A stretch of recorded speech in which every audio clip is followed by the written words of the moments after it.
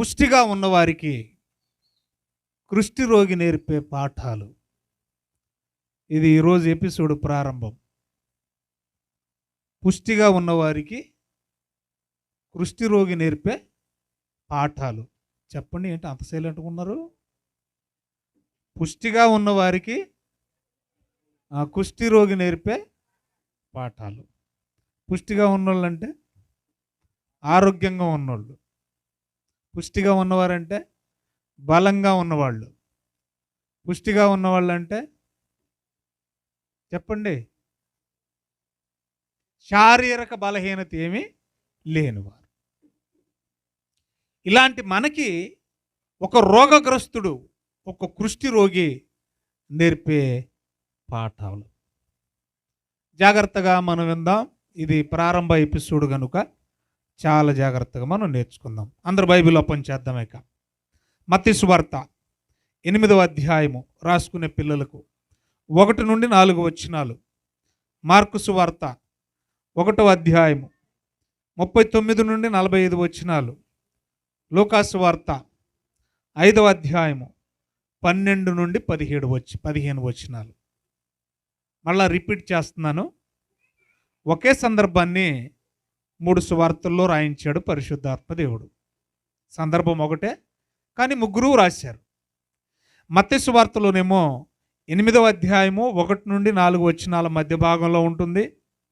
Mark సువార్తలోనేమో 1వ అధ్యాయము 39 నుండి 45 వచనాల మధ్య భాగంలో ఉంటుంది. లూకా సువార్తలోనేమో 5వ అధ్యాయము 12 నుండి 15 వచనాల మధ్య భాగంలో ఉంటుంది. సో సునాయాసంగా మీకు గుర్తుపెట్టుకోవడానికి వీలుగా 815. అందరు చెప్పండి, మళ్ళీ చెప్పండి. అంటే ఎలాగ అర్థం చేసుకోవాలి? మత్తయి సువార్త 8వ అధ్యాయము, మార్కు సువార్త 1వ అధ్యాయము, లూకా సువార్త 5వ అధ్యాయం. సో ఈ 3 సువార్తల్లో వ్రాయబడిన సందర్భం ఒకటే. గుర్తించండి దయచేసి. సువార్తలు 4, కొన్ని సందర్భాలను 4 సువార్తల్లోనూ మెన్షన్ చేశారు. ఏమండి, ఒకే సందర్భాన్ని ఎన్ని సువార్తల్లో మెన్షన్ చేశారు? 4 సువార్తలు వ్రాయించాడు. నలుగురు ద్వారా దేవుడు వ్రాయించాడు ఒక సందర్భాన్ని. ఒకే సందర్భాన్ని 3 ద్వారా వ్రాయించాడు, 3 సువార్తికుల ద్వారా.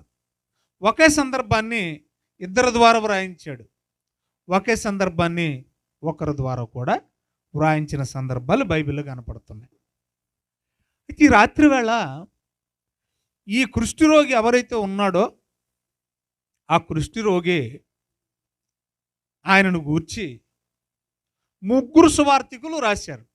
చివరాయన తప్ప. చివరాయన ఎవరు? యోహాను గారు.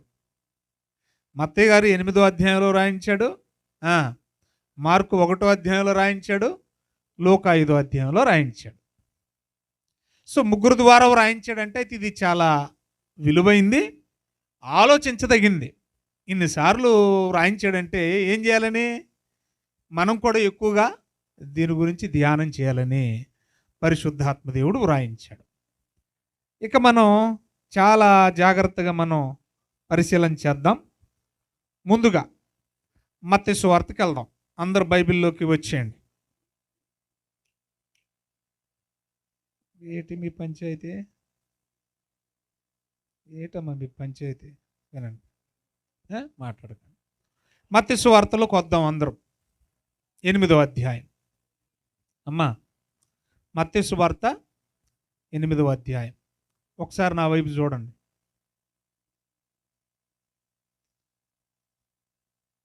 కొండ మీద ప్రసంగం అనగానే ఎన్నో అధ్యాయము? 5 నుండి 5:1 ఏముంది? ఆయన కొండ ఎక్కి కూర్చుండగా ఆయన శిష్యులు ఆయన యొద్దకు రాగా ఏం చేశాడు? మొదలుపెట్టాడు ప్రసంగం. ఏమని? ఆత్మ విషయమై దీనులైన వారు ధన్యులని. Very good. కొండ మీద ప్రసంగం అనగానే 5వ అధ్యాయం మాత్రమే అనుకోవద్దు. ఏంటన్నారా? కొండ మీద ప్రసంగం ఎన్ని అధ్యాయాల్లో ఉందంటే 5వ అధ్యాయంలో ఉంది, 6వ అధ్యాయంలో ఉంది, 7వ అధ్యాయం అంతా ఉంది.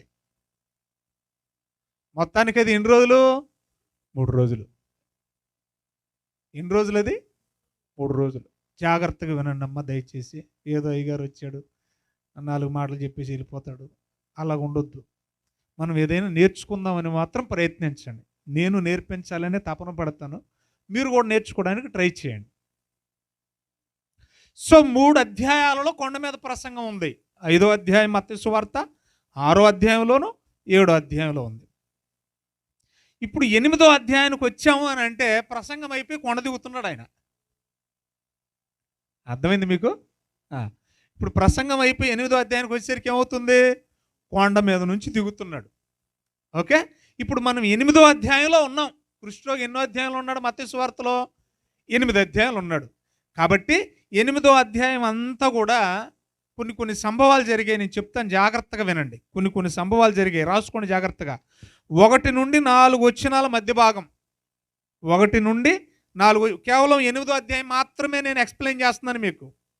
8వ అధ్యాయాన్ని మాత్రమే సమరైజ్ చేసి మీకు చెప్తున్నాను నేను. చూడండి, 1 నుండి 4 వచనాల మధ్య భాగం మీరు చదువుతూ ఉంటే, కొండ మీది ప్రసంగం అయిపోయిన తర్వాత కొండ కిందికి దిగి ఆయన చేసిన మొట్టమొదటి అద్భుతం ఎక్కడ చేశాడు? రోడ్డు మీద. కొండ కింద ఏముంటుంది? ఇక వీధిలో అంటే సరిపోద్ది. ఆ అద్భుతమే కుష్టి రోగిని బాగు చేయడు. ఎక్కడ చేశాడు? కొండ దిగాక రోడ్డు మీద చేశాడు. కొండ మీద ప్రసంగం అయిపోయిందా? రైట్. కొండ దిగిన వెంటనే ఏం చేశాడు? రోడ్డు మీద ఒక కుష్టి రోగిని బాగు చేశాడు. అది ఎన్ని వచనాల్లో ఉంది? 4. రైట్. ఇక 5వ వచనం నుండి 13వ వచనం వరకు ఇక్కడ కపెర్నహూము. ఏమ్మా? కపెర్నహూము. చాలా జాగ్రత్తగా నోటీస్ చేయండి దయచేసి. కొండ క్రింద మొదటిది, తర్వాత చూడండి. కపెర్నహూములో ఇక్కడ శతాధిపతి వచనాలు చెప్పాను నేను. 5 నుండి 13 వరకు. ఇది కపెర్నహూములోకి వచ్చాడు, ఊర్లోకి వచ్చాడు. కొండ దిగి ఎక్కడికి వచ్చాడు? ఊర్లోకి వచ్చాడు. ఊర్లోకి వచ్చిన వెంటనే వీధుల్లోనే, ఇది కూడా వీధుల్లోనే, ఒక ఊర్లో వీధిలో శతాధిపతి వచ్చి వేడుకుంటున్నాడు, అయ్యా నా దాసుడు పక్షవాతంతో పక్షవాయువుతో బాధపడుతున్నాడు. ఆయన అడిగినప్పుడు ఆయన ఇంటికి కూడా వెళ్ళా, ఆయన కూడా రానివ్వాలి. ఇంటికి రానికుండా ఏమన్నాడంటే, నీవు మాట మాత్రం సెలవిస్తే నా దాసుడు బాగుపడతాడు. మీరు ఇక్కడ అనండి చాలు, వాడు అక్కడ బాగుపడతాడు అని అన్నాడు. రైట్. కొండ దిగువన స్వస్థత జరిగింది, అద్భుతం జరిగింది. ఊర్లో నడివీధిలో మనిషి లేకపోయినా కూడా, పేషెంట్ లేకపోయినా కూడా పక్షవాయువు కలిగిన వాడికి ఏం జరిగింది? స్వస్థత జరిగింది. యేసు ప్రభు చేసింది. ఇక 14వ వచనం నుండి 17 వచనాల వరకు. 14 నుండి 17.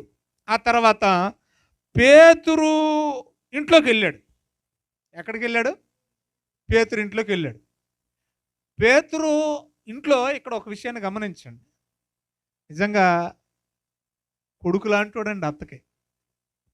అల్లుడు కదండి పేతురు. పేతురు అత్తకు జ్వరం వచ్చిందా? పేతురు అత్తకు జ్వరం వస్తే పేతురు అత్త వాళ్ళ ఇంట్లో లేదు, పేతురు అత్త వాళ్ళ ఇంట్లో లేదు. మరి ఎక్కడుంది? పేతురు వాళ్ళ ఇంట్లో ఉంది. ఇలాగా అత్తలు చూసుకునే అల్లుళ్ళు ఉన్నారా?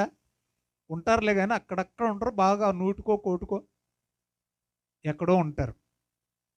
పాపం జ్వరం వచ్చిన వాళ్ళ అత్తని తెచ్చి ఇంట్లో పెట్టుకున్నాడండి మహానుభావుడు. అమ్మలాగా చూసుకుంటున్నాడు అల్లుడు. అత్తకు జ్వరం వచ్చింది. ఇప్పుడు ఇంట్లో కూడా ఏం చేశాడు? యేసు ప్రభు అద్భుతం చేశాడు. ఆవిడ జ్వరం పోయిందా లేదా? రైట్. ఇప్పుడు ఎన్ని మాట్లాడుకున్నాం? కొండ కింద స్వస్థత జరిగింది, ఊర్లో వీధిలో స్వస్థత జరిగింది, ఇంట్లో కూడా స్వస్థత అద్భుతం జరిగింది. వింటున్నారు కదా? ఇంకో కొంచెం ముందుకు వెళదాం. 18వ వచనం నుండి 23 వచనాల వరకు. 18 నుండి 23 వచనాల వరకు. సముద్రపు అద్దరిని, అంటే లోపలకు వెళ్ళకముందు, బాగా వినాలి, సముద్రంలోకి ఎంటర్ కాకముందు, బీచ్లో అనుకుందాం, ఇటువైపు బీచ్లో, అటువైపు ఒడ్డున కాదు, ఇటువైపు దరిన, ఇంకా లోపలికి వెళ్ళకముందే ఇది అద్భుతం కాదు కానీ గొప్పదైన బోధ చేశాడు. ఇక్కడ ఏం చేశాడు యేసు ప్రభు? గొప్పదైన బోధ చేశాడు. ఆ తర్వాత 23 నుండి 27 వచనాలు రాసుకుంటున్నారమ్మా. 23 నుండి 27 వచనాలు. సముద్రం మీద కూడా అద్భుతం చేశాడు. 23 నుండి 27 వచనాల మధ్య భాగంలో ఏముంది? చిన్న ధోనిను పెద్ద అలలు వచ్చి కొట్టేస్తున్నాయి, తుఫాను రేగింది. అప్పుడు శిష్యులు అలజడికి భయపడిపోయి, ప్రభువా మా మీద నీకు చింత లేదా, దిగులు లేదా, బాధ లేదా, మేము చచ్చిపోతున్నాం కదా అని అంటే, అల్ప విశ్వాసులారా ఇంక నేను ఎవరో మీకు అర్థం కాలేదులేని గాలిని సముద్రాన్ని ఏం చేశాడు అంటే సముద్రం మీద కూడా ఏం చేశాడు ఆయన? ఒక్కొక్కటి బాగా గుర్తుండాలి మీకు. కొండ కింద, నడి రోడ్లు వీధిలో, పేతురత్త ఇంట్లో, సముద్రం మీద. ఇంకా ఏం చేశాడు చూద్దామండి. 28వ వచనం నుండి 34 వచనాలు. 8వ అధ్యాయం అంతా నేను ఎక్స్ప్లెయిన్ చేస్తున్నాను నేను మీకు. 28వ అధ్యాయం నుండి 34 వచనం వరకు. ఇక్కడ ఏముంటుందంటే, గదరేనియా అనే ప్రాంతానికి వెళ్ళారు. సముద్రపు యువతల బోధ చేశాడు. సముద్రంలోకి ఎంటర్ అయిన తర్వాత అద్భుతం చేశాడు. అంటే ఏం చేశాడు? తుఫాన్ని గద్దించాడు. రైట్. సముద్రం దాటి అవతలకి వెళ్ళిన తర్వాత వచ్చిన ఊరేంటి?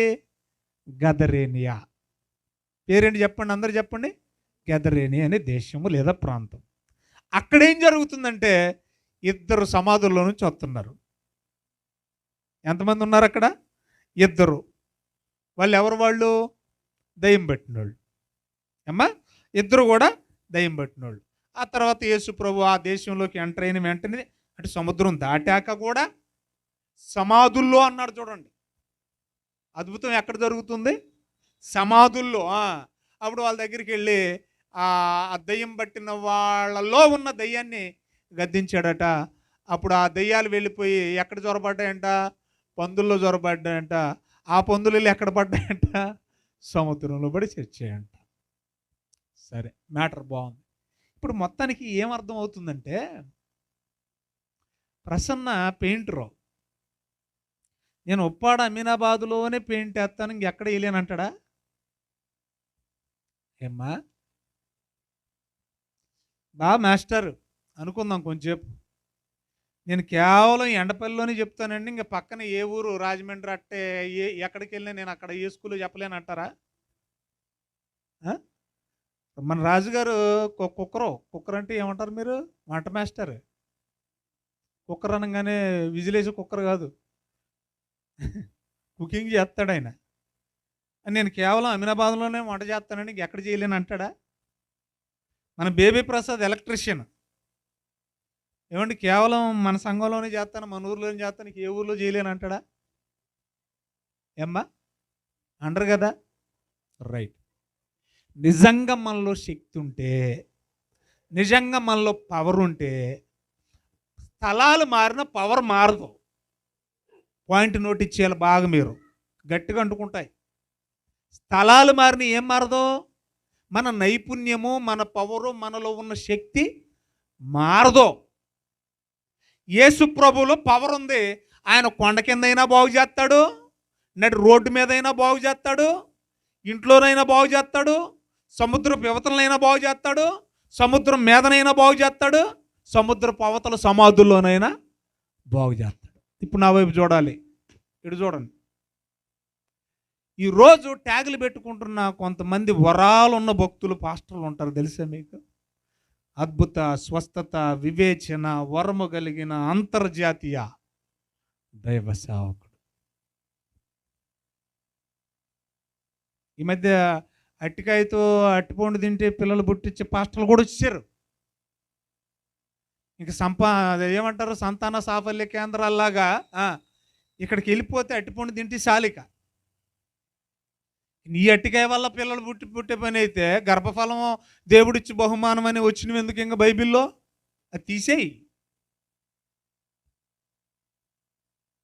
చిత్రం ఏంటంటే ప్రియులారా, ఇప్పుడున్న దొంగలు ఎవ్వడికి కూడా, దొంగలని ఎందుకంటున్నానో తెలుసా? దేవుడే చెప్పాడు, ప్రభువే చెప్పాడు. ఏమని చెప్పాడు? వారు దొంగలు. వారిని ఎలా కనుక్కోవాలి అంటే, వారి క్రియాఫలాన్ని బట్టి మీరు వారిని కనుగొందురు అన్నాడు. ఇదే మత్తయి సువార్తలోనే. వారి క్రియలను బట్టి మీరు ఆ దొంగల్ని కనుగొందురు అన్నాడు. చెట్టు ఫలాన్ని బట్టి ఎలాగైతే మీరు కనుగొంటారో, ఈ దొంగల క్రియల వల్ల మీరు కనుగొందరు. ఈ దొంగలు చేసే క్రియలు ఏంటంటే వాడు ఆ స్టేజ్ మీదనే బాగు చేస్తానంటాడు. ఎక్కడ చేస్తాడు? అల్లా ఆడెట్టుకున్న ఆడేసుకున్న స్టేజ్ మీదే చేస్తాడు. ఇంకెక్కడ చేయవా? ఎక్కడ చేయట్లేదు. ఎందుకు జరగట్లేదు? నీకు పవర్ ఉంటే ఎక్కడైనా చేయాలి కదా. యేసు కొండ కింద చేశాడు, వీధిలో చేశాడు, సముద్రం మీద చేశాడు, సమాధుల్లో చేశాడు, ఎక్కడైనా చేస్తాడు. అపోస్తులు కూడా అలాగే చేశారు. కానీ ఈరోజు వరాలు ఉన్నాయని చెప్పుకుంటున్న దొంగలు ఏం చేస్తున్నారంటే అల్లా స్టేజ్ మీదకి రప్పించి నాటకాలు వేస్తున్నారు. అంత మోసమే. నాకు అనిపిస్తూ ఉంటుందండి, ఒక్కోసారి చాలా కోపం వస్తుందండి. ఎందుకు కోపం వస్తుందో తెలుసు నాకు. ఈ దొంగలంతా కూడా ఈ కరోనా టైంలో ఏడ తెచ్చారు?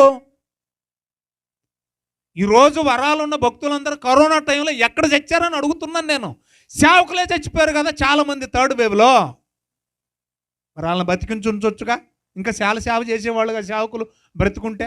ఎక్కువ మంది థర్డ్ వేవ్లో ఎవరు చచ్చిపోయారు? రాష్ట్రంలో చచ్చిపోయారు. మరి వరాలున్న భక్తులు ఏమైపోయారు? కానీ చిత్రం ఏంటంటే గొర్రె కషాయాన్ని నమ్మినట్టు ఈ విశ్వాసులు కూడా ఎలాంటి వాళ్ళని ఇష్టపడతారు? ఇలాంటి గట్టిగా ఇలాంటి మాటలు మాట్లాడేవాడైతే ఎవడు ఇష్టపడరు. మోసం చేసేవాడినే ఇష్టపడతారు, మాయగాళ్ళనే ఇష్టపడతారు. సరే, విషయానికి వద్దాం, జాగ్రత్తగా నోటీస్ చేద్దాం. మొట్టమొదటిగా ఇతడు ఎవడట చెప్పండి అందరూ? కుష్టి రోగి. నేను మొత్తం 8వ అధ్యాయం అంతా ఎక్స్ప్లెయిన్ చేశాను. 8వ అధ్యాయంలో యేసు ప్రభువుకున్న శక్తి అంటూ చెప్పాను. ఈరోజు అలాంటి అద్భుతాలు, వారాలు లేదంటే స్వస్థతలు చేస్తామనే వాళ్ళు ఏమండి అంత ఫేక్ గాళ్ళు అన్న సంగతి మీకు అర్థమైపోయింది. మీ విశ్వాసమే మిమ్మల్ని స్వస్థపరచాలి. ఇప్పుడు ఎవడో మన నెత్తినొచ్చి చేయట్టవలసిన అవసరం లేదు. ఆ రోజులు పోయినాయి. కావాలంటే పరిశుద్ధాత్మ వరములు అనే టాపిక్ నేను ఆల్రెడీ ఎక్కడ మాట్లాడాను బావా? కిరణోళ్ళ ఇంటి దగ్గర మాట్లాడినట్టున్నాను. అది మన ఛానల్లో ఉంటుంది చూడండి. విపులంగా పిన్ టు పిన్ మాట్లాడాను నేను. రైట్. ఇప్పుడు విషయానికి వస్తున్నాం. కుష్టి రోగి పుష్టిగా ఉన్న మనకి ఏం చేస్తున్నాడట? పాఠాలు నేర్పిస్తున్నాడు. కుష్టి రోగం ముందు ఇది ఆలోచిద్దాం. ఇది రోజు అవదలంటే రేపు కూడా మాట్లాడదాం. ఏ రోగి అందరూ చెప్పండి.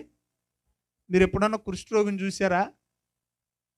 ఏమ్మా చూసారా? ఎంత పరిమాణం ఉన్నోళ్ళని చూసి ఉంటారు మీరు? కాళ్ళు చేతుల వరకే చూశారు, అంతే కదా? రైట్. అంతే తప్ప నడినెత్తి నుండి అరికాలు వరకు కుష్టి రోగం ఉన్న వాళ్ళని చూసారా? నిజం మాట్లాడండి. చూడలేదు. Very good. ఈ కాళ్ళు చేతులు ఉన్న వాళ్ళని చూడడానికే మనకేం వేస్తుంది చెప్పండి? అసహ్యం ఏదా? ఇగో ఇలా పోయి ఉంటాయి, ఏళ్ళు కూడా తినేసి ఉంటాయండి, మొండి చేతుల్లాగా ఉంటాయి, కాళ్ళు కూడా వేళ్ళేనండి. వింటున్నారా? వాళ్ళకి దురదొచ్చినప్పుడు ఏం చేసేవాళ్ళంటే ఆ మొండి చేత్తని ఇలాగనుకుంటారు. కొంతమందికి ముక్కు కూడా ఏమొచ్చి ఉంటుంది, కుష్ఠరోగం వచ్చి ముక్కు కూడా తినేసిన వాళ్ళు ఉంటారు, చెవులు తినేసిన వాళ్ళు కూడా ఉంటారండి. కుష్ఠరోగం అంటే ఏం కాదండి, సింపుల్గా చెప్తానండి. బ్రతికుండగానే శరీరం కులిపోవటం. సాధారణంగా శరీరానికి కుళ్ళు ఎప్పుడు పడుతుంది? సమాధిలో పెట్టాక పడుతుంది. కానీ చిత్రం ఏంటంటే కుష్టి రోగం అంటేనే బతికుండగానే మనిషి శరీరం ఏమైపోతుంది? కుళ్ళిపోతూ ఉంటుంది. కుళ్ళిపోయి చీకిపోయి ఏమంటే ముక్కలు ముక్కలుగా ఊడిపోతూ ఉంటుందండి. దాన్ని ఏమన్నారు? బతికుండగానే కుళ్ళిపోతే వాసన రాదా? మాట్లాడండి ప్రియులారా. సీరియస్గా ఇందులో ఇన్వాల్వ్ అవ్వండి. మీకు దండం పెడతాను ఒక్క అరగంట సేపు. బతికుండగా మామూలుగానే కుళ్ళిపోయిందని మనం ఇష్టపడతామా? బ్రతికుండగానే శరీరం కుళ్ళిపోతూ ఉంటే అలాంటి వాడి దగ్గరికి వెళ్ళడానికి మనకి ఇష్టం ఉంటుందా? ఉండదండి. రైట్. ఇప్పుడు ఈ కుష్ఠరోగి దగ్గరికి మనం వద్దాం. ఈ కుష్ఠరోగికి రోగం ఎంత పరిమాణంలో ఉందనేది మనకు తెలియాలి. అర్థమవుతుంది మీకు? ఈ కుష్ఠరోగికి చేతులకే ఉందా, కాళ్ళకే ఉందా, ముక్కికే ఉందా, అక్కడక్కడ ఉందా, అది తెలియాలి మనకి. బైబిల్లో మనం చూద్దాం. అందరూ బైబిల్లో పనిచేయండి. మొదటిగా నేను చెప్తాను, మీరు చూడండి బైబిల్ అమ్మా. 8వ అధ్యాయం 2వ వచనం, 8:2లో ఇదిగో కుష్టి రోగి అన్నాడు తప్ప ఎంత రోగం ఉందో చెప్పలా. ఎవరు? మత్తయ్య గారు. బాగా వినాలి. మత్తయ్య గారు ఏమన్నారు? కుష్ఠరోగి అన్నాడు, అంతేనా? కానీ ఎంత ఉందో రోగం అనేది చెప్పలా. తర్వాత మార్కు గారు ఏం చెప్తున్నారో చూద్దాం. మార్కు గారు ఏం చెప్తున్నారో చూద్దాం. 5వ అధ్యాయం 12వ వచనం. మన్నించండి అమ్మా. 1వ అధ్యాయం, మార్కు 1వ అధ్యాయం 40వ వచనం. 40వ వచనం. ఒక కుష్టి రోగి అన్నాడు ఆయన కూడా. ఇటు చూడండి నా వైపు. ఇద్దరు ఏమన్నారు? ఒకడేనా? ఒకడే. ఆ ఒక్కడు కూడా ఎలాగున్నాడు? కుష్ఠరోగంతో ఉన్నాడు. ఎంతనే చెప్పలా. ఇప్పుడు లోకా గారి దగ్గరికి వెళ్దాం. అమ్మా వినండి. ఇప్పుడు లోకా గారి దగ్గరికి వెళ్దాం. లోక ఎవరు? డాక్టరు. లోక ఎవరు చెప్పండి? డాక్టరు. Very good. ఆయన ఏమంటాడు? ఆయన ఏమన్నా పరిశీలన చేసాడో చూద్దాం. ఎందుకంటే మరి డాక్టర్ కదా. ఆయన దగ్గరికి వెళ్దాం. లోకా గారు ఏమంటున్నారో మనం చదువుదామండి. 5వ అధ్యాయము 12వ వచనం. ఆయన ఒక పట్టణంలో ఉన్నప్పుడు ఇదిగో కుష్ఠ రోగముతో నిండిన ఒక మనుష్యుడు. ఇంగ్లీష్లో ఏమన్నాడో తెలుసా? Full of leprosy. Full of leprosy అని ఉంటుంది. అంటే అర్థం ఏంటి? నడినెత్తి మొదలుకొని అరికాలి వరకు ఉందంట. అమ్మా పిల్లలో కూర్చోండి. హలో, కూర్చో. డాక్టర్ గారు కాబట్టి ఆయనకి బాగా తెలుసు కాబట్టి రోగాల గురించి స్పష్టంగా ఈయన రాశాడు. మత్తయ్య గారు ఒక కుష్ఠరోగి అన్నాడు, మార్కు గారు ఒక కుష్ఠరోగి అన్నాడు. ఆ రోగం ఎంతని చెప్పలేదు. కానీ డాక్టర్ గారు, లోక గారు ఏం చెప్తున్నాడు? ఒక కుష్ఠరోగే, ఇదిగో కుష్ఠరోగి రోగముతో నిండా అన్నాడు. చూడండి, రోగం ఎక్కడెక్కడ ఉంది? నిండా ఉంది, టాప్ టు బాటం. ఒళ్ళంతా కుళ్ళిపోయిందంటే ఆయన దగ్గర సెంటు వాసన అవుతుందా? అమ్మా అసలు ఎవరైనా ఇష్టపడతారా? కనీసం వాళ్ళతో మాట్లాడడానికైనా ఇష్టపడరు. ఒకటి క్లియర్ అయిపోయిందంటే, అంటే మొట్టమొదటిగా మనకు అర్థం కావాల్సింది ఏంటంటే ఆయన వికారముతో నిండి ఉన్నాడు. దేంతో నిండి ఉన్నాడు చెప్పండి? ఒళ్ళంతా అంటేనే చేతులు కాళ్ళకు వస్తేనే ఆకారాన్ని మనం చూడలేము. మరి ఒళ్ళంతా వస్తే వికారం కదా, ఆకారం ఏమి ఉండదు. ఫస్ట్ థింగ్ ఏంటి? వికారముతో ఉన్న కుష్టి రోగి. చెప్పండి, వికారముతో ఉన్న కుష్టి రోగి. బైబిల్లో మీరు ఇంటికి వెళ్ళిన తర్వాత చదవండి. లేవియాకాండం 13వ అధ్యాయము 14వ అధ్యాయం 2 అధ్యాయాలు చదవండి. కుష్టి రోగం ఎవరికైనా వచ్చిందనుకోండి, వాడి పరిస్థితి ఏంటో ఆనాటి కాలంలో, ధర్మశాస్త్ర కాలంలో ఎవరికైనా కుష్ఠరోగం వస్తే వాడి పరిస్థితి ఏంటో, వాడిని ఎలాగ ట్రీట్ చేసేవాళ్ళో మీకు తెలియాలంటే ఇంటికి వెళ్ళి బాగా చదవండి. నేను చెప్పినందుకైనా రేపు ఏదో ఒక టైం తీసుకొని 13వ అధ్యాయము లేవియాకాండం చెప్పండి, 14వ అధ్యాయం చదవండి. ఇప్పుడు ఒళ్ళంతా వచ్చింది కదా ఇతనికి. మొదటిది ఏమని చెప్పాను నేను? వికారముతో ఉన్న కుష్ఠరోగి. ఆయనకు ఆకారం ఏమీ లేదు, వికారముతో ఉన్న కుష్ఠరోగి. అప్పుడు లేవియాకాండం 13వ అధ్యాయం 13వ వచనం నేను చదువుతున్నాను చూడండి. ఒకడికి కుష్ఠరోగం వచ్చిందని ఎలా తెలుస్తుందండి అని అంటే దేవుడే చెప్పించాడు పరిశుద్ధాత్మ ప్రేరణతో. అమ్మా ఇక్కడ ఎవరు కుష్ఠరోగులు లేరుగా? ఉంటే చేతులు ఎత్తండి. ఎవరు లేరుగా? రైట్. మీకు కుష్ఠరోగం ఉందని ఎలా తెలుస్తుందండి అని అంటే చెప్పేశాడు ముందే. 13వ అధ్యాయము చూడాలి. 13వ అధ్యాయము లేవియాకాండం 3వ వచనం. ఆ యాజకుడు వాని దేహ చర్మమందున్న ఆ పొడను చూడగా, అంటే ఎలాగొస్తుంది? స్టార్టింగ్లోనే చిన్న పొడలాగా వస్తుందంట. ఎలాగొస్తుంది చెప్పండి? కొంతమందికి శోభి, ఏమంటారు మీరు? శోభేనా? శోభే కదా. శోభి కూడా ఎలాగొస్తుంది? తెల్లని పొడలాగా వస్తుంది. అర్థమవుతుంది మీకు? తర్వాత కొంతమందికి తామర కూడా ఎలాగొస్తుంది? చిన్న పొడలాగానే, అది కూడా పొట్టు రేగేలాగా పొడలాగే వస్తుంది. వింటున్నారు కదా? ఇప్పుడు కుష్ఠరోగం కూడా ఎలాగొస్తుందంటే మొట్టమొదటిగా చెప్తున్నాడు. స్టార్టింగ్లో ఎలా కనపడుతుందట? చిన్న పొడ అంట. ఆ పొడ ఎందలి వెంట్రుకలు తెల్లగా అయిపోతాయంట. వినాలి, మొదటి పొడలాగా వస్తుందంట. ఆ పొడ సరౌండింగ్లో ఉన్న వెంట్రుకలు అది కుష్ఠరోగం అయితే ఏ రంగులోకి మారిపోతాయంట? తెలుపు రంగులోకి వచ్చేస్తాయంట.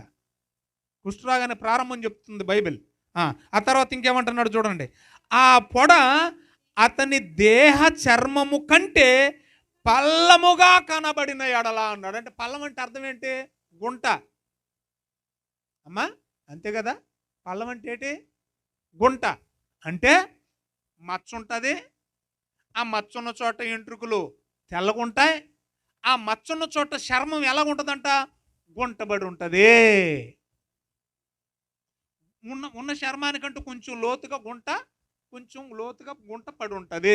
అదే మీకు గుర్తు. అలా ఉన్న ఎడల చూడండి, అది కుష్టు. ఇప్పుడు ఇది కుష్టు అని ఎవరు చెప్పాలి? డాక్టర్ చెప్పాలి. అప్పట్లో డాక్టర్లు ఎవరో తెలుసా మీకు?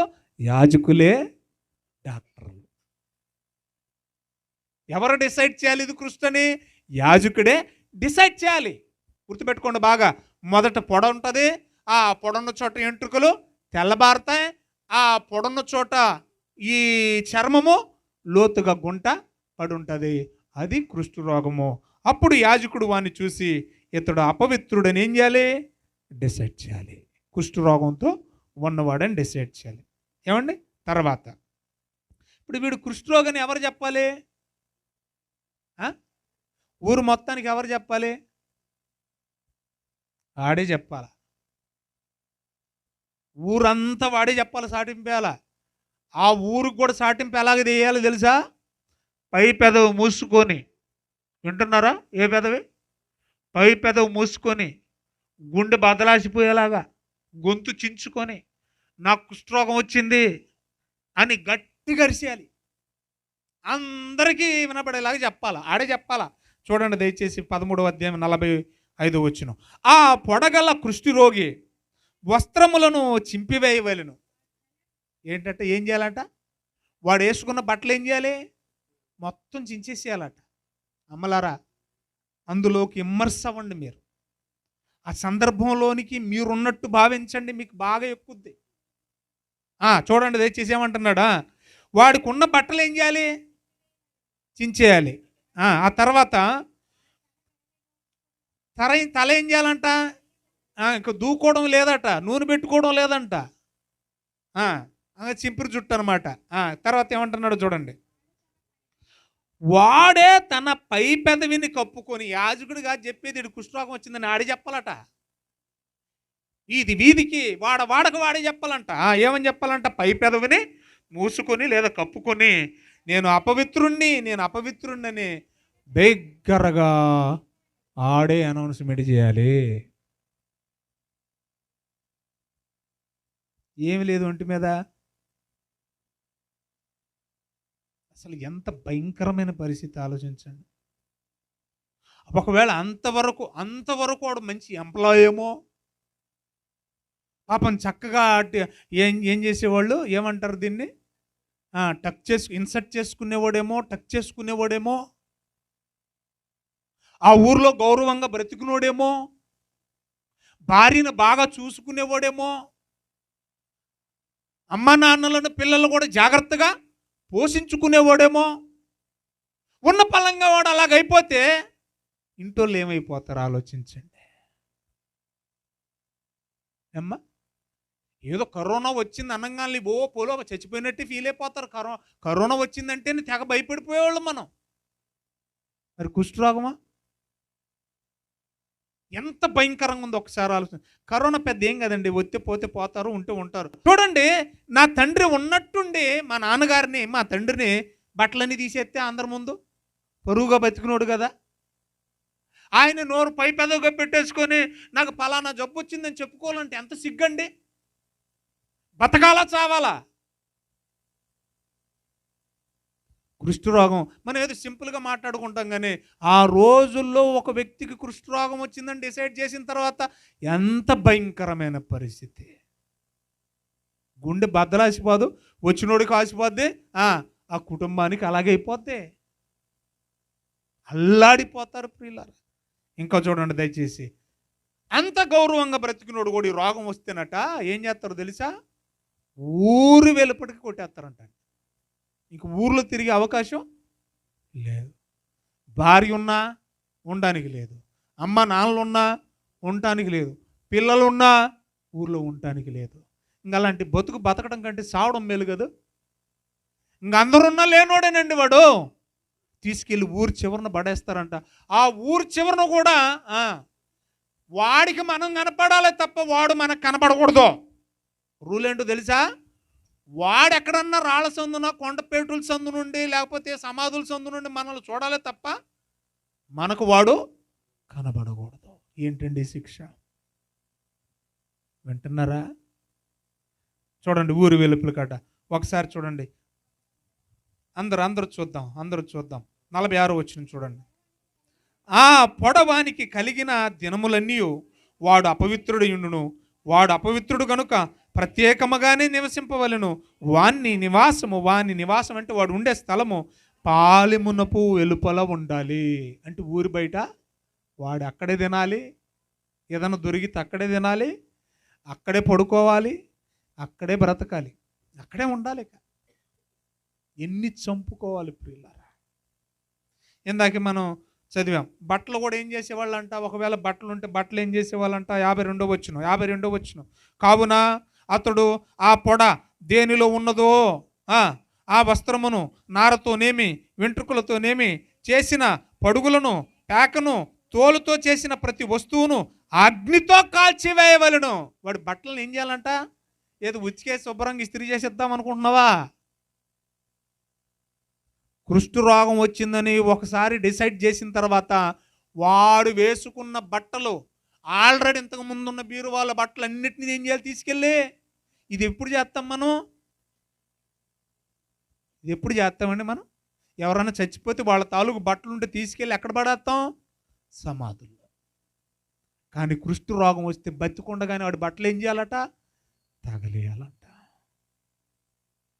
ఎంత ప్రాణం, ఎంత అల్లాడిపోద్ది ఆలోచించండి ప్రియులారా.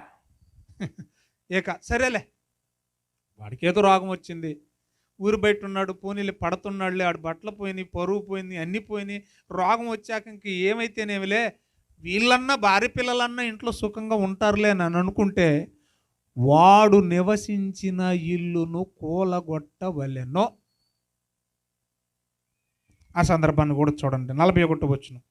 అప్పుడు అతడు ఆ ఇంటి లోపల చుట్టూ గోడలను గీయింపవలెను. చూడాలి.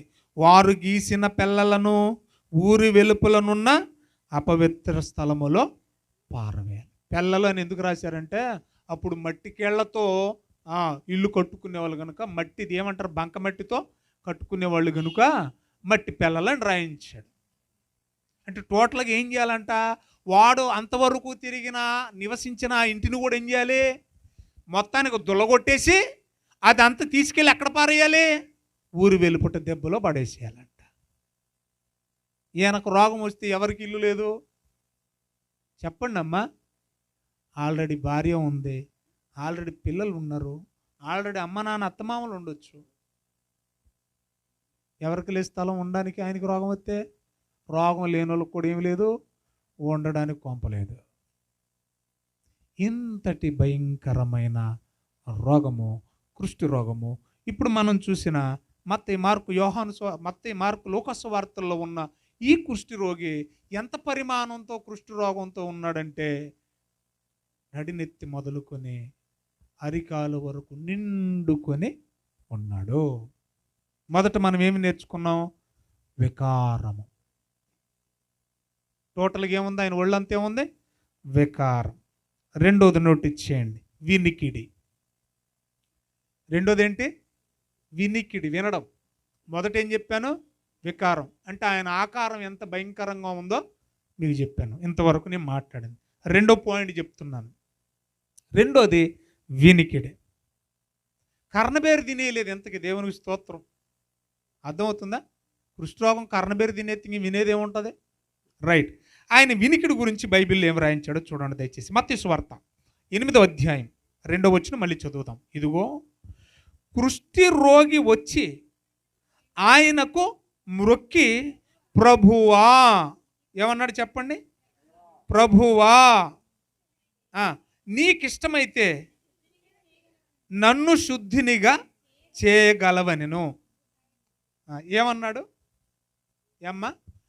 ప్రభువా అన్నాడు.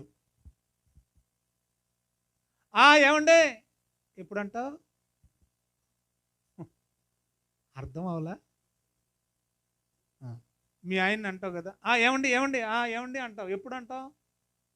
ఏటమ్మా నా భాష అర్థం కావట్లేదు మీకు. ఆయన పిలిస్తే అంటావు. నా కర్మ. మాట్లాడండి. ఏమండి అంటావు. ఎప్పుడు అంటావు? ఆయన పిలిస్తే అంటావు. ఇప్పుడు ఈయనేమన్నాడు? ప్రభువా అంటున్నాడు. ప్రభువా అంటున్నాడంటే అయితే ఆయన ఏం చేసి ఉంటాడు? ఆల్రెడీ ప్రభు వాక్యముతో పిలిచుండాలి. అప్పటి వరకు 3 రోజులు ఏం చేశాడని చెప్పాను నేను మీకు. చెప్పండి అమ్మా.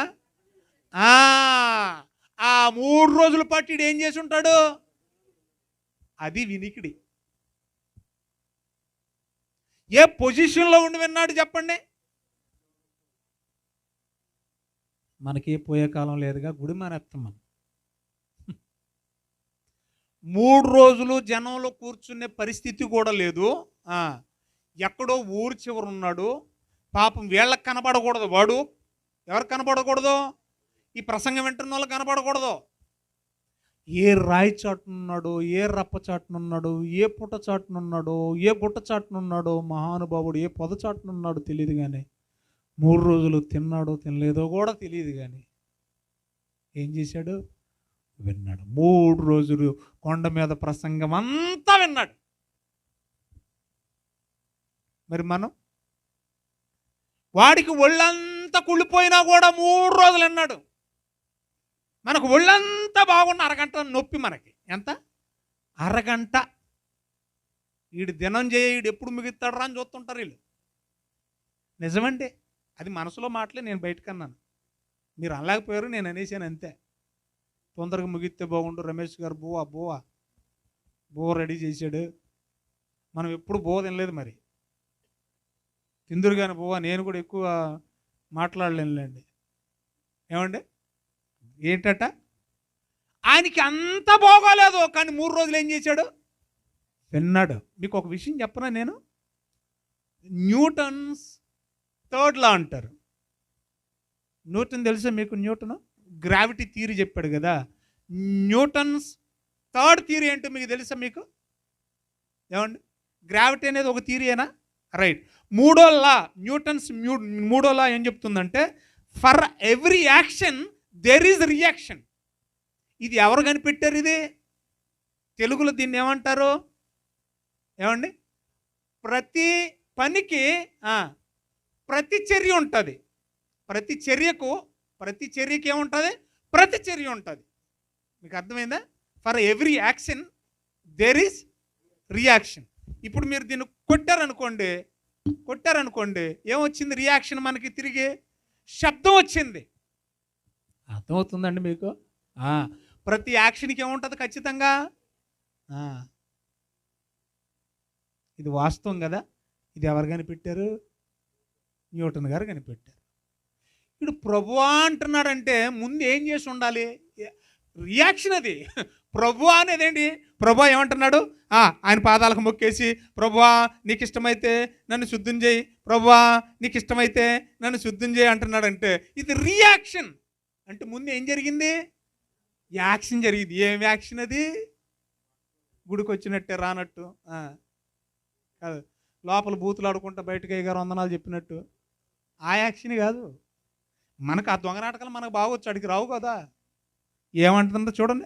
Action at. ఏంటి ఆ యాక్షను? ఫస్ట్ విన్నాడు. ఎన్ని రోజులు విన్నాడు? 3 రోజులు విన్నాడు కాబట్టే ఆడికి అర్థమైపోయింది. ఆయన శక్తి ఏంటో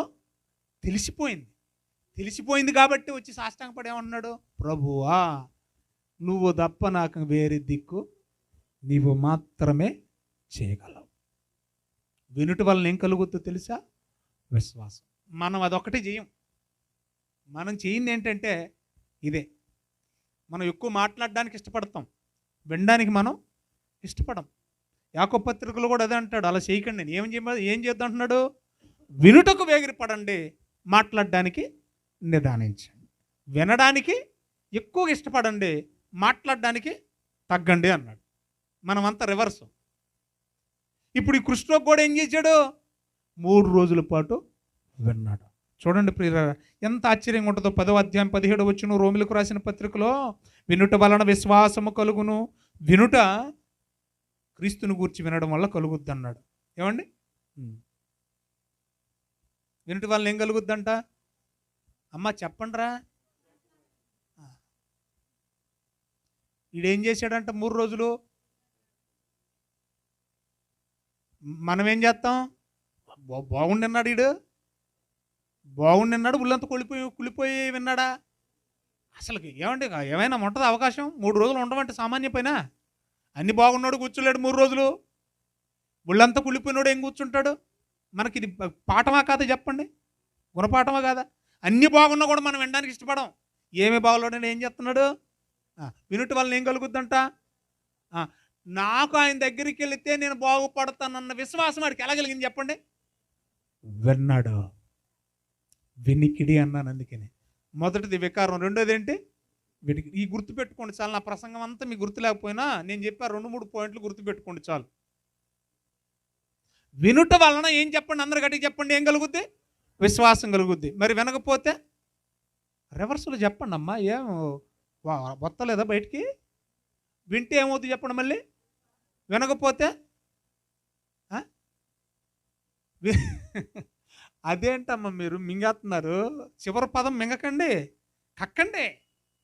వినుట వలన విశ్వాసం కలుగుద్ది, వినకపోతే విశ్వాసం తొలుగుద్ది. అంతే కదా? ఇప్పుడు మీరు వింటే కలుగుద్ది, వినకపోతే తొలుగుద్ది. అంతే, తొలగిపోద్ది. మీరు విశ్వాసం నుండి తొలగిపోతారు అంతే. గుడికి రాకపోతే ఏమైపోతారు? వినకపోతే ఏమైపోతారు? తొలగిపోతారు. ఇంకా అంతకుమించి ఏం చెప్పను. ఎలా విన్నాడో పాపం, అన్నీ బాగుండి వినలేదండి.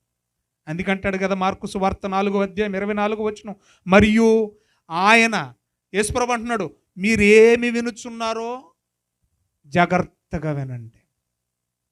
వినేది ఎలాగ వినాలా? అమ్మా, వీడికి విశ్వాసం తినగలదు. విశ్వాసం ఎలా పడితే అలా వింటి కలగదు. వినాలి బాగా.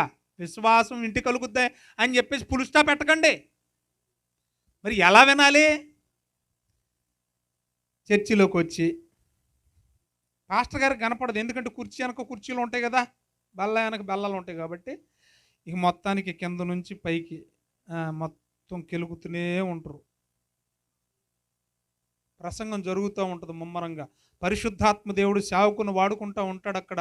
సంఘానికి ఏదో హెచ్చరించాలని, సంఘాన్ని దిద్దాలని, సంఘాన్ని కట్టాలని, సంఘాన్ని సరిచేయాలని, సంఘానికి శుభ్రంగా స్నానం చేయించాలని, ఉదక స్నానం రగిలిపోతూ ఉంటాడు సేవకుడు.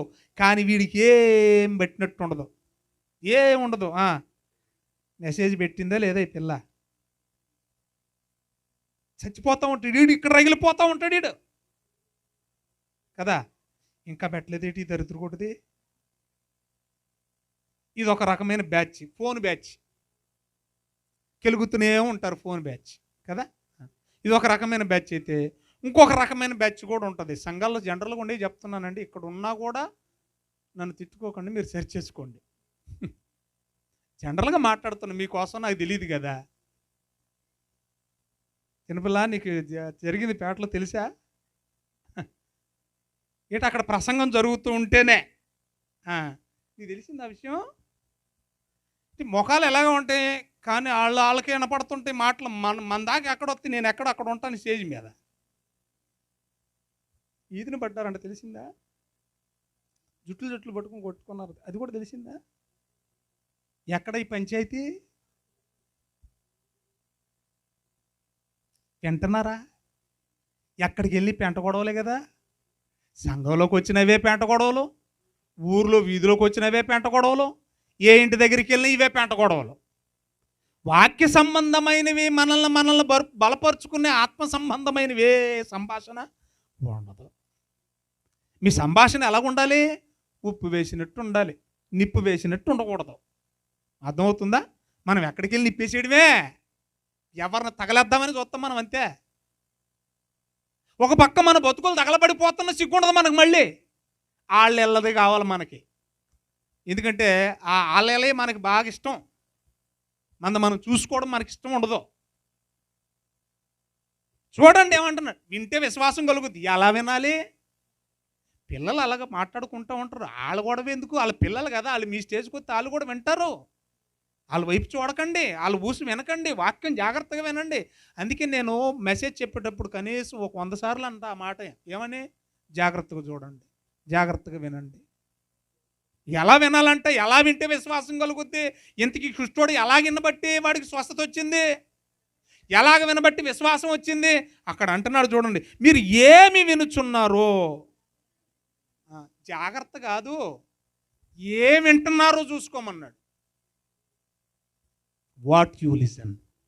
ఏం వింటున్నావు? అయ్యగారు చెప్పేది వింటున్నావా? పక్కన ఈ బోడమ్మ చెప్పేది వింటున్నావా? ఏం వింటున్నావు? ఎందుకంటే ఇటొక స్వరం వస్తుంది, ఇటొక స్వరం వస్తుంది, ముందు ఒక పంచాయతీ ఉంది, వెనకాల ఒక పంచాయతీ ఉంది, మధ్యలో నేను బుడ్రాయిలాగా ఉన్నాను, ఆ పక్కన 2 స్పీకర్లలో వాక్యం వస్తుంది. ఏది వినాలి? దేని మీద నువ్వు కాన్సన్ట్రేట్ చేస్తావో అది వింటే దాని సంబంధమైన విశ్వాసం నీకు వస్తుంది.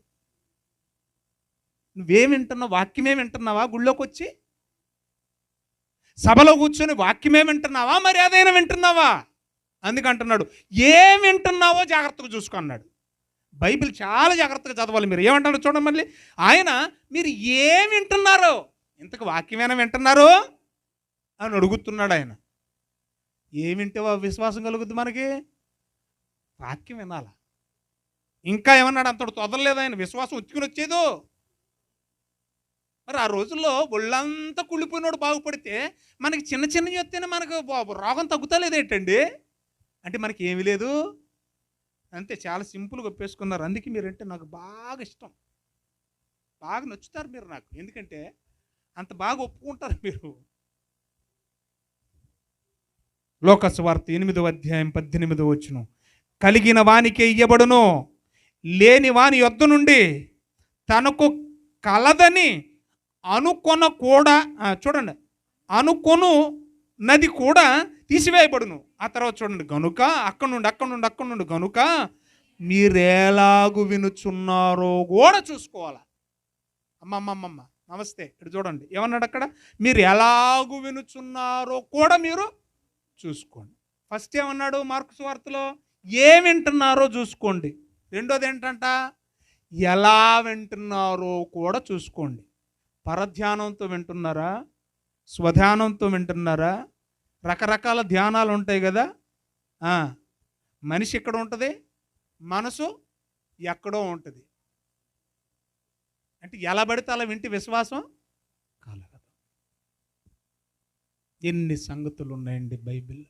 ఇవన్నీ మనం నేర్చుకునేది ఎప్పుడు, పాటించేది ఎప్పుడు, పరలోకం వెళ్ళేది ఎప్పుడు?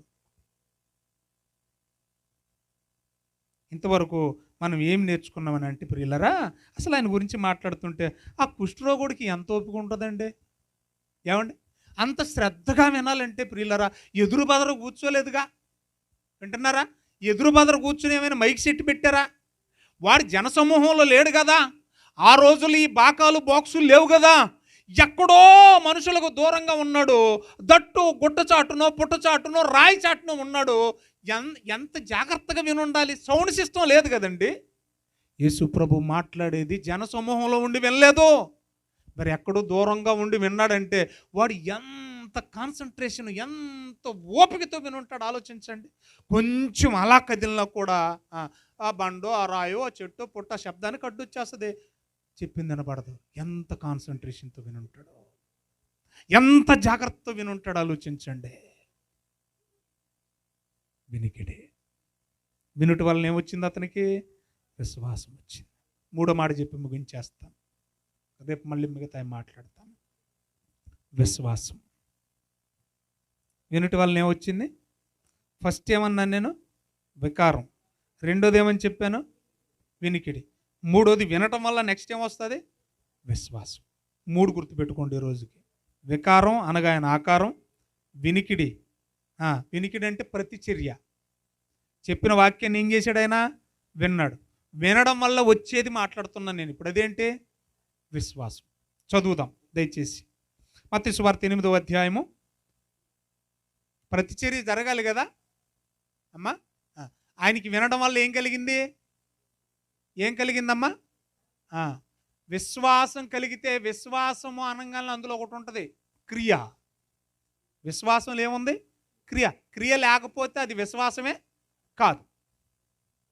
ఈ క్రియనే నేను ఇందాక చెప్పాను, న్యూటన్స్ థర్డ్ లా అని చెప్పాను నేను, 3వ సిద్ధాంతం. ఏంటది?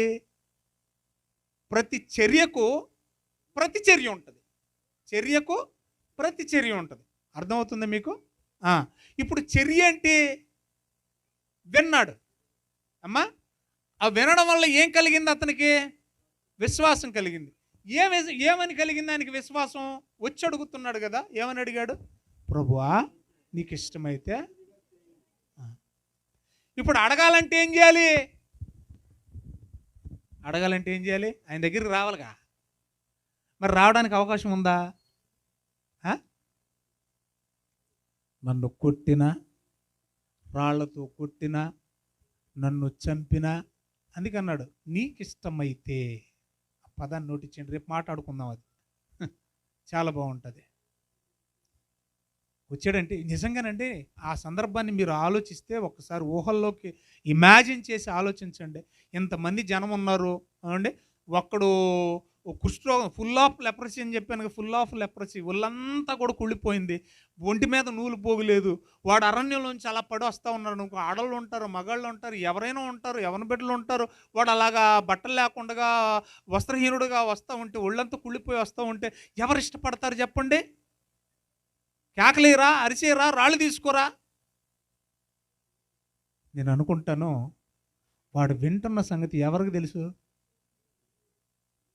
ఇక్కడ కూర్చున్నోళ్ళు తెలుసు ఆయనకి, బండ సందున బండసాట్లలో ఉండి వింటున్నోళ్ళు కూడా తెలుసు ఆయనకి. ఆయన దృష్టికి మరుగై ఉన్న సృష్టమేది లేదు ప్రియులారా. కొండ మీద ప్రసంగం విని ఆ 3 రోజుల్లో సభలో ఉన్నోడు ఎవడు బాగుపడ్డాడో నాకు తెలియదు, కానీ సభలో లేకుండా బండ సాటునున్నోడు బాగుపడ్డాడో నిజమండి.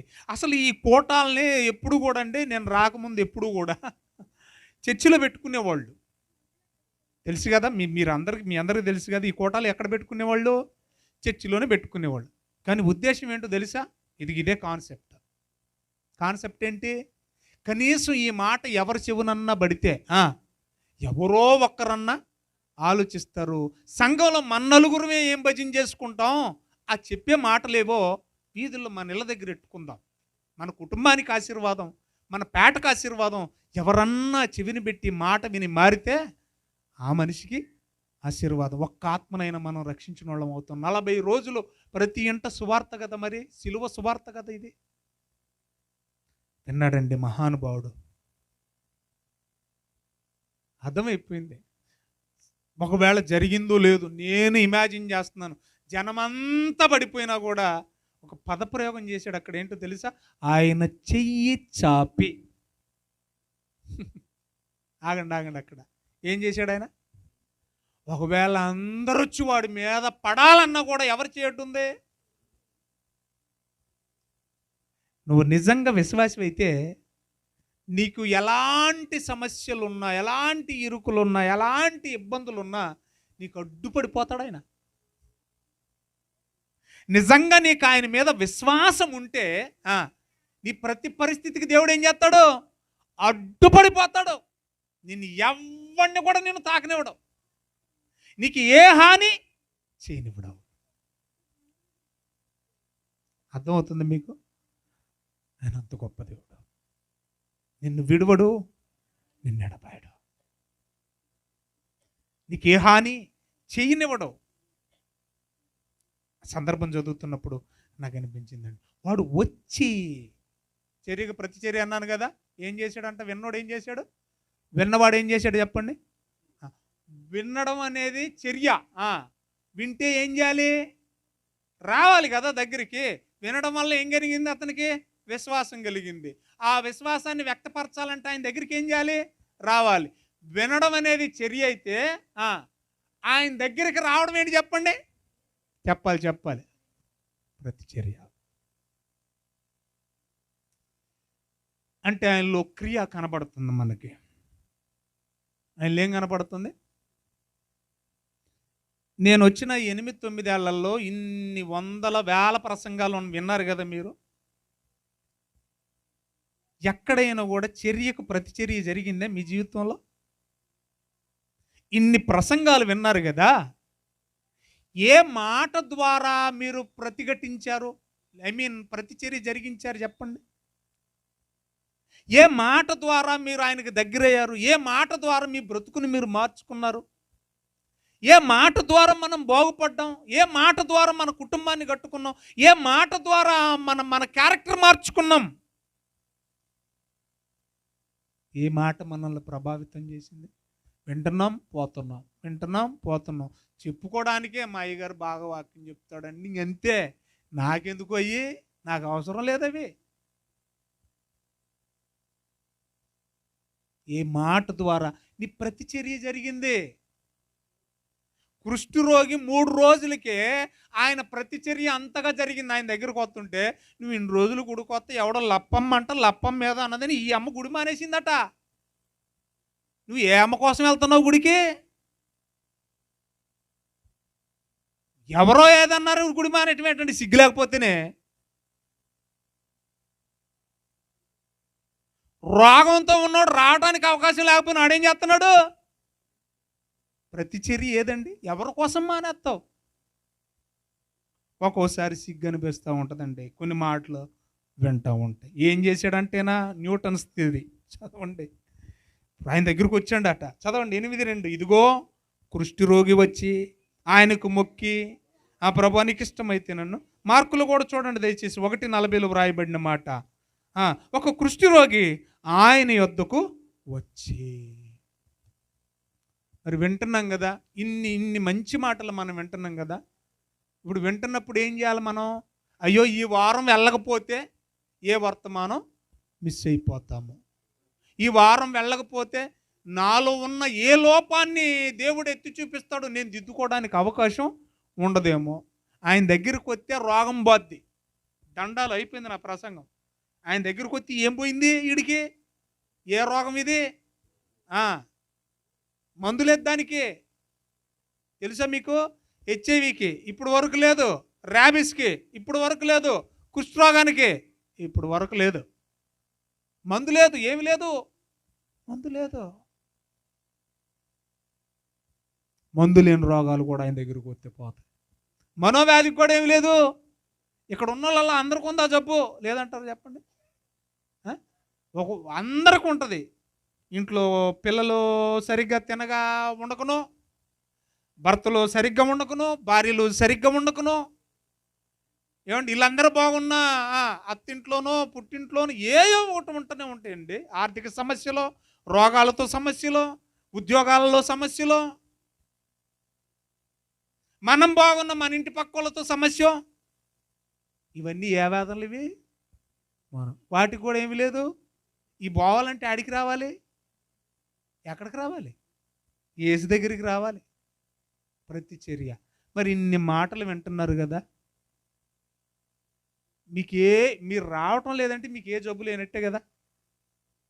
యేసు దగ్గరికి రావటం. ఇప్పుడు ఈడేం చేశాడు? జబ్బున్నాడు, రోగం ఉన్నాడు, ఏం చేశాడు? యేసు దగ్గరికి వచ్చాడా లేదా? విన్నాడు, ప్రతిచర్య చేశాడు, ఆయన దగ్గరికి వచ్చాడు. మీరు ఇన్ని మాటలు వింటున్నారు కదా, మీకు ఏ రోగాలు లేవా? రోగాలు అనగానే శరీర సంబంధమైన రోగాల గురించి నేను మాట్లాడడం లేదు. మీకు ఏ విధమైన సమస్య లేదా? మరి ఎందుకు రాలేకపోతున్నారు? వాడు రాలేని పరిస్థితుల్లో కూడా వాడు వచ్చాడంటే, ఇప్పుడు కుష్ఠరోగి పుష్టిగా ఉన్న వాళ్ళకి నేర్పే పాఠం ఇదే. మనం పుష్టిగా ఉన్నామా? ఉన్నాం కదా, బాగానే. వాడు ఏం చేస్తున్నాడు అని అంటే, నేను బాగోలేకపోయి ఒళ్ళంతా కూలిపోయినా కూడా సాహసం చేసి నేను ఆయన దగ్గరికి వస్తే మీకే పోయే కాలం అని అడుగుతున్నాడు. మనం ఎందుకు రాలేకపోతా ఉన్నాం? కొన్నిసార్లు సేవకుడు మాటలు కటువుగా ఉన్నా తండ్రి కఠినంగా మాట్లాడతాడు కొన్ని సందర్భాల్లో. కారణం ఏంటో తెలుసా? వాళ్ళు సావాలని కాదు, ప్రేమతో. దైవజనుడు సన్నద్ధుడై ప్రతి సత్కార్యమునకు పూర్ణముగా సిద్ధపడి, తిమోతికి రాసిన 2 పత్రిక 3:16 వ్రాయబడిన మాట. దైవావేశం వలన కలిగిన ప్రతి లేఖనముతో ఖండించు, గద్దించు, బుద్ధి చెప్పు, అవసరమైతే బెత్తం తీసుకొని శిక్ష విధించు అన్నాడు. సేవకుడు ఖండితంగానే చెప్పాల వాక్యం. అమ్మ, నా బుజ్జి, నా బాబు, నా బంగారం అని బతిమలాడే టైం కాదు ఇది. కాలము సంపూర్ణమైనది. దేనికి? చూడండి ఇరాన్ని, చూడండి యుఎస్ఏని, చూడండి ఒక్క ఇజ్రాయెల్ని. నిద్రలే వాళ్ళకి. భారతదేశంలో హాయిగా పొప్పుంటున్నాను దుప్పటి దన్ని పెట్టేసి, కానీ ఆ దేశాల్లో పడుకోవడానికి కూడా మనసు రావట్లేదు. ఎందుకో తెలుసా? ఎప్పుడు వచ్చి ఏ బాంబు మా ఇంటి మీద పడిపోద్దు అని. ఇవన్నీ ప్రభు రాకడకు సూచనలు ప్రియులారా. ఒక కుష్ఠరోగి ఈరోజు పుష్టిగా ఉన్న మనకి నేర్పే పాఠం ఏంటో తెలుసా? నంబర్ 1, వికారం, ఆకారం బాగోలేదు. మరి నువ్వు బాగానే ఉన్నావుగా. నంబర్ 2, ఆయన ఏం చేశాడు? విన్నాడండి. ఎలాంటి పరిస్థితుల్లో ఉండి విన్నాడు? వినడానికి అవకాశం లేని పరిస్థితుల్లో కూడా ఏం చేశాడు? విన్నాడు. అందరితోటి వినే అవకాశం ఉందా? లేదు.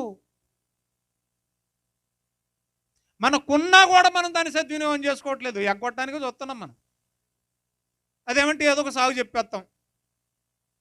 ఆ మెసేజ్ కూడా మొన్ననే మాట్లాడాను సువార్తల బైబిల్ క్లాసులో. సాకులు సాకులు సాకులు, కుంటి సాకులు ఇవన్నీ. ఈ సాకులు ఏవి పరలోకానికి పనిచేయవు. దేవుడు చా అంటారు రేపు పొద్దున. ఇదే నువ్వు చెప్పే కారణం.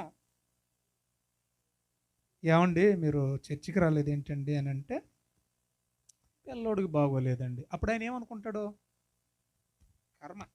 కర్మరా అంటే ఆయన ఏమనుకుంటాడు? నేను వీడికి పిల్లోడిని ఇచ్చి తప్పు చేశాను అనుకుంటాడు కూడా. కారణం ఏంటి? పిల్లోడు బాగోలేడు. పిల్లోడిని ఇచ్చింది ఎవరు? మరి ఇచ్చినోడికి తెలీదా? ఆ చిన్నతనం నాకు బాగా గుర్తండి. నేను అన్కాన్షియస్ అండి, దైవ సాక్షి చెప్తున్నాను. ఆ రోజు నేను అయిపోయాను అనుకున్నాను. నాకు బాగా గుర్తండి, ఊహ వచ్చేసింది. ఫుల్గా జ్వరము, పిట్స్ అండి. నన్ను మా అమ్మ మంచంలో వదిలేసి సండే ఆదివారం ఆరాధనకి వెళ్ళిపోయింది. అది మొదలుకొని సాయంత్రం వరకు నేను అన్కాన్షియస్, అసలు నేను లేను, ఇంకా స్పృహలో లేను అంతే. మా అమ్మ వచ్చింది, చూసింది, గోల గోల అంట ఊరంతా. అప్పుడు నా నుదుటి మీద సిలువు గుర్తేసి కొబ్బరి నూనెతో ప్రార్థన చేసింది అమ్మ. ప్రార్థన చేసిన అరగంటకు లేచానట. అంటే నా పొజిషన్ బాగోలేకపోయినా కూడా వెళ్ళిపోయింది ఆవిడ. విశ్వాసం. ఇప్పటికీ మా అమ్మ మాకు ఏమి బాగోలేకపోయినా కూడా యాకోబు పత్రికలో ఉన్న రెఫరెన్సు రాసి పేపర్లో అలా చుట్టేసి మా మొలతాలకు కట్టేది.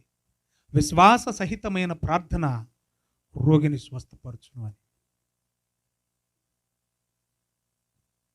చూసారా? వినడానికి అవకాశం లేకపోయినా కూడా ఏం చేశాడంట?